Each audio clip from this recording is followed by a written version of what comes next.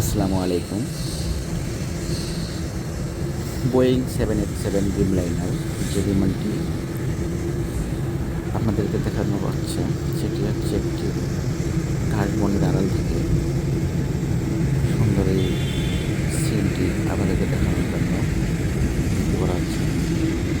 মূলত বিমানটিতে দূরে আর আমি ঘাসের পাশে দাঁড়িয়েছিলাম, তাই ভাবলাম যে আপনাদেরকে আমাদের বন্ধুদেরকে ভিডিওটি দেখানোর জন্য শেয়ার করে দিই। বিমানটি টেক্সিওয়ে হয়ে রানওয়েতে যাচ্ছে টেক অফ করার জন্য। খুবই স্লো, কেননা সামনে বিমান আছে, এই কারণে আস্তে আস্তে যাচ্ছে। আর আবহাওয়াটাও সুন্দর সুন্দর, মৃদু বাতাস বইছে। এই বাতাসের তালে তালেই বিমানটিও একটু এগিয়ে চলছে। দেখতে থাকুন।